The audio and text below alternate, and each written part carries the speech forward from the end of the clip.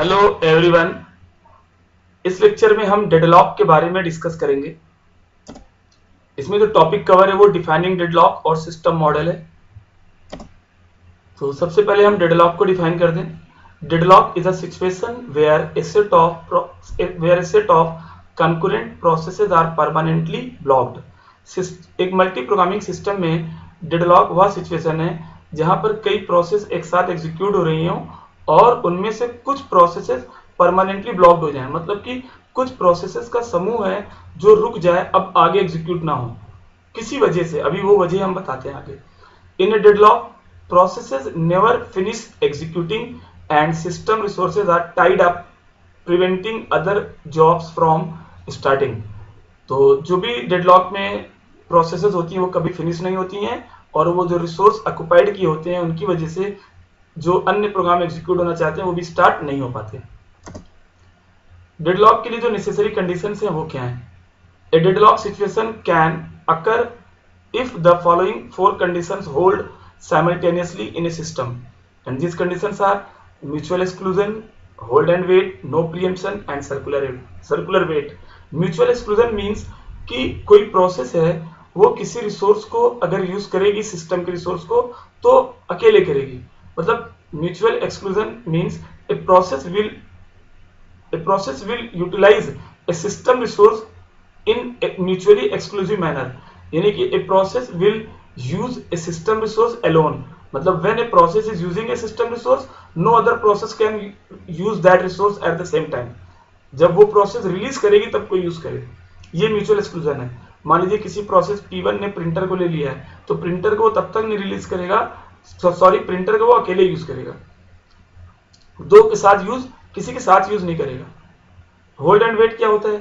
एक प्रोसेस है उसने किसी रिसोर्स को होल्ड कर लिया है और किसी दूसरे रिसोर्स का वेट कर रहा है और जो कि किसी और प्रोसेस द्वारा ऑक्युपाइड है। मतलब मान लीजिए प्रोसेस P1 ने प्रिंटर को होल्ड किया है और मान लीजिए वो किसी फाइल का वेट कर रहा है और वो फाइल किसी अन्य प्रोसेस P2 द्वारा होल्ड है, तो ये होल्ड एंड वेट है। नो प्रीएम्पशन मतलब कि एक प्रोसेस है अगर उसने किसी रिसोर्स को होल्ड कर लिया है तो तब तक रिलीज नहीं करेगी जब तक कि वो अपना टास्क फिनिश ना कर ले, ये नो प्रीएम्पशन है। सर्कुलर वेट मतलब कि एक प्रोसेस P1 ने रिसोर्स R1 को होल्ड किया हुआ है और प्रोसेस P2 ने रिसोर्स R2 को होल्ड किया हुआ है।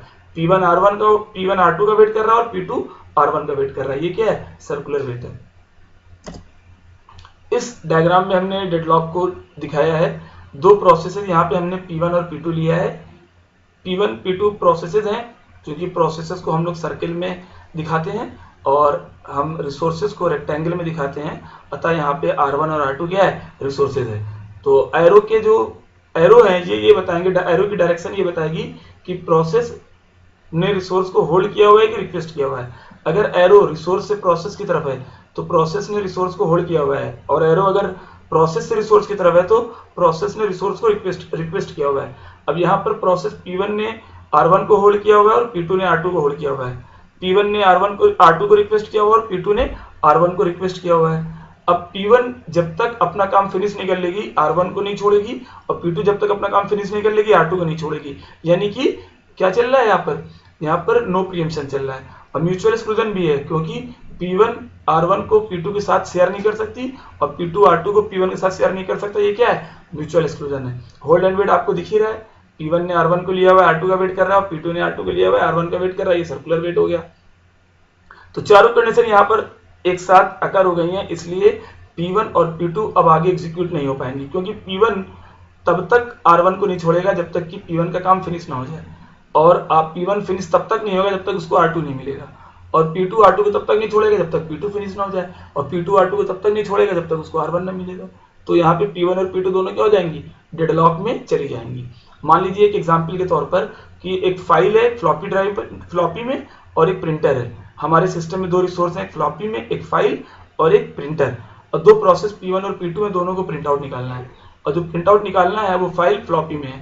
P1 ने फ्लॉपी को रिक्वेस्ट किया, P1 को फ्लॉपी एलोकेट हो गई। P2 ने प्रिंटर रिक्वेस्ट किया, P2 को प्रिंटर एलोकेट हो गया। अब P1 प्रिंटर के बिना प्रिंट आउट नहीं निकल पाएगा और P2 फ्लॉपी के बिना प्रिंट आउट नहीं निकल पाएगा। तो P1 ने प्रिंटर को रिक्वेस्ट किया और P2 ने फ्लॉपी को रिक्वेस्ट किया। अब चूंकि प्रिंटर P2 द्वारा ऑक्युपाइड है और फ्लॉपी P1 द्वारा ऑक्यूपाइड है, तो P1 अपना काम किए बिना फ्लॉपी को नहीं छोड़ेगा और P2 अपना काम किए बिना प्रिंटर को नहीं छोड़ेगा। और दोनों का काम अब नहीं हो पाएगा, क्योंकि प्रिंटर के बिना P1 का प्रिंट आउट नहीं निकल पाएगा और P2 और फ्लॉपी ड्राइव के बिना P2 का प्रिंट आउट नहीं निकल पाएगा और डेडलॉक अकर हो जाएगा, क्योंकि दोनों ही फ्लॉपी ड्राइव और प्रिंटर दोनों ही नॉन शेयरेबल रिसोर्स है, यानी दोनों म्यूचुअली एक्सक्लूसिवली एक्सेस होंगे। और नो प्रीएम्पशन भी है, क्योंकि P1 अपना टास्क फिनिश किए बिना अपने रिसोर्स नहीं रिलीज करेगा और P2 अपना टास्क फिनिश किए बिना अपने रिसोर्स नहीं रिलीज करेगा। इसलिए क्या हो जाएगा, सिस्टम में डेडलॉक हो जाएगा, यानी कि इस पॉइंट के बाद ना तो P1 प्रिंट आउट निकल पाएगी ना तो P2। अभी सिस्टम मॉडल में देखिए क्या होता है। सिस्टम मॉडल में हम ये बताते हैं कि प्रोसेसेस सिस्टम में रिसोर्स को कैसे रिक्वेस्ट करती हैं, कैसे यूज करती हैं, कैसे रिलीज करती हैं। मतलब a system consist of a finite number of resources to be distributed among a number of computing processes.